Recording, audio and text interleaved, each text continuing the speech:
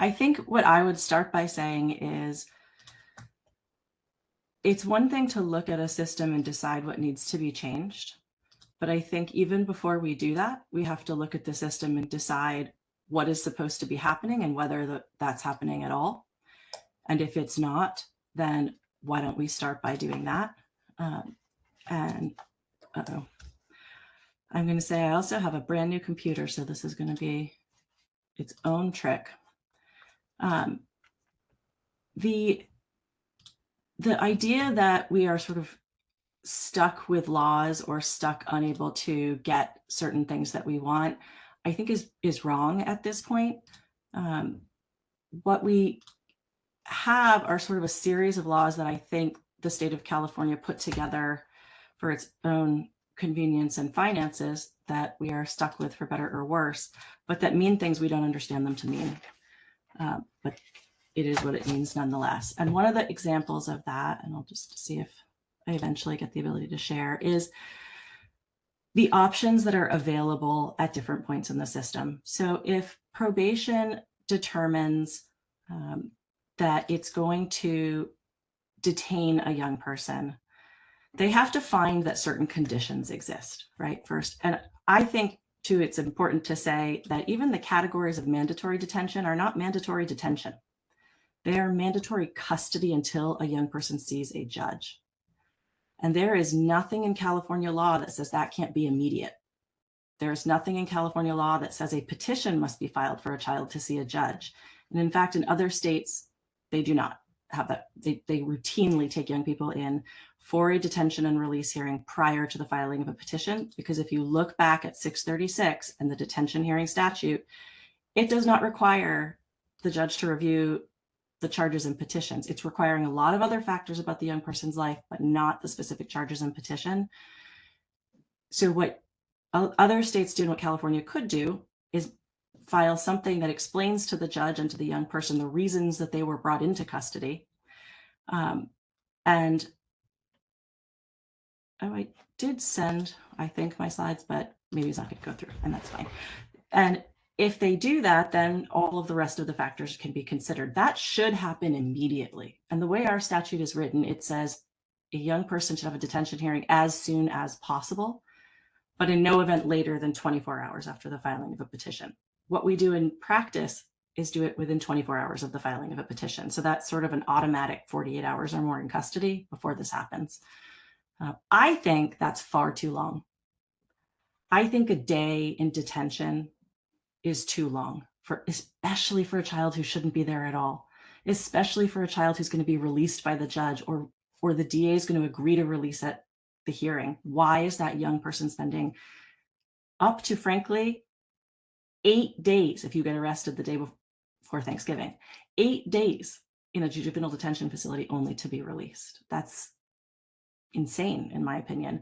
And I used to practice in New York, so I am absolutely certain you can be ready to hold a detention hearing and get a kid out on an hour's notice if it comes to it.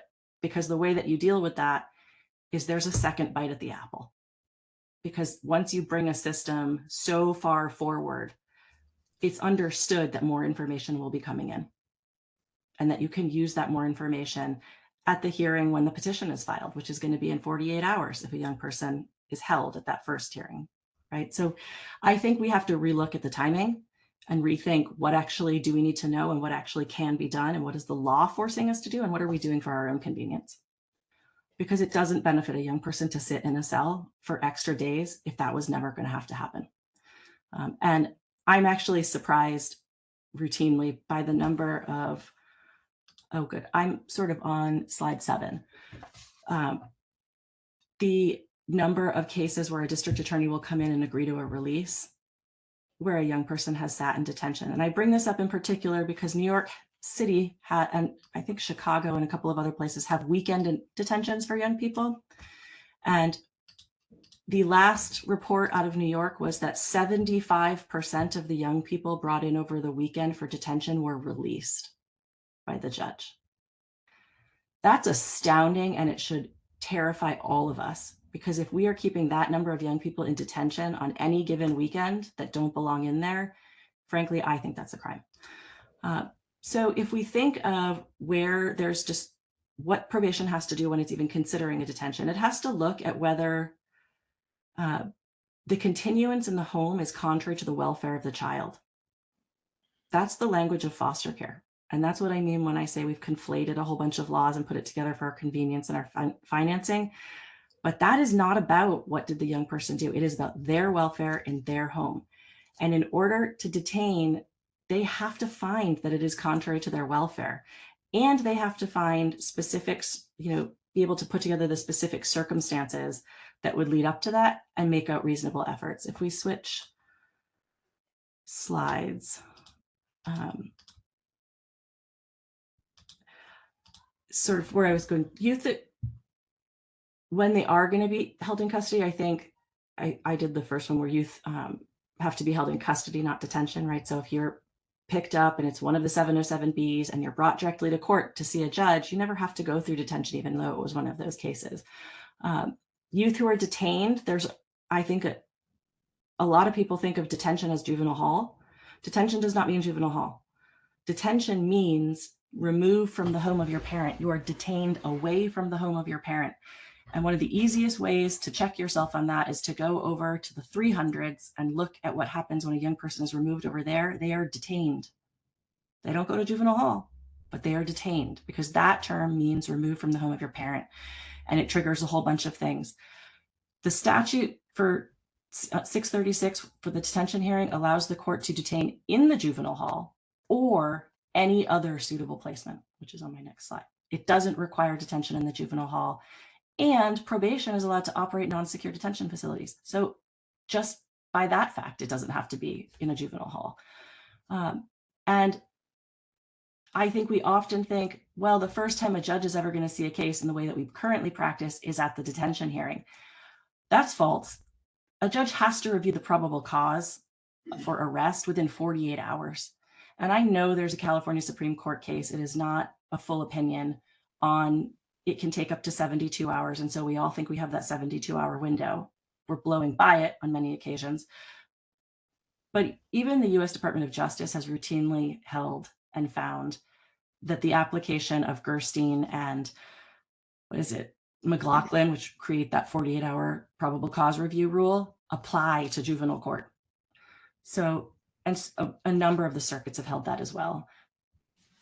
There need to be within 48 hours a review of the probable cause on that case. And if it hasn't happened, young people need to be released.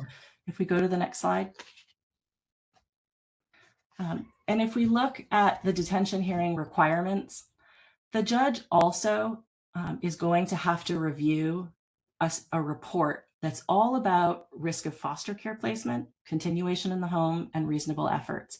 That report is required to be done by probation if they are requesting a detention. So anytime probation stands up and says, we are recommending that the youth be detained, my question would be, where is this report?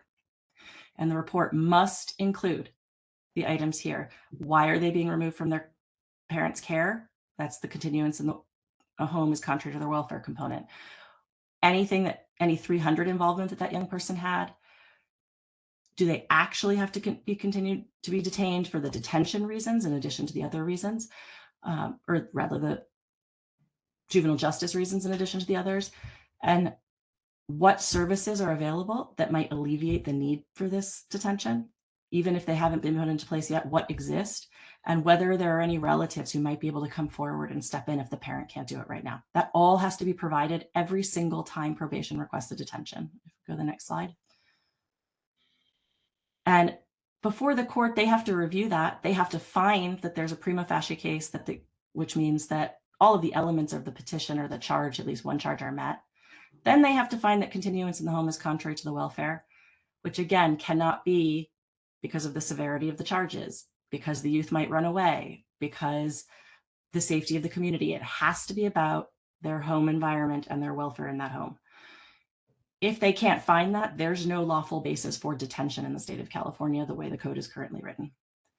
They also have to find one of the following other grounds, right? That they violated an order of the court, that they've committed a new offense that would be a crime, and the other ones that we think of as juvenile justice. If we go to the next slide. And I'm going to skip a couple because I always have more slides than I have time. Always, it's a critical problem. And If the court finds that they still do not have to detain, but they can, it's written as a may, but if they do detain, they have to find one of the least, I think I'm actually, could you go one more slide? They have to find one of the least restrictive options available. So that includes a placement with a non-relative or relative, a placement in a foster family agency assigned home, a placement in an STRTP, which is the now group homes, a placement in therapeutic foster care or in one of the new therapeutic placements that are available. Those are all detentions under 636. Those are not alternatives to detention. They are detentions.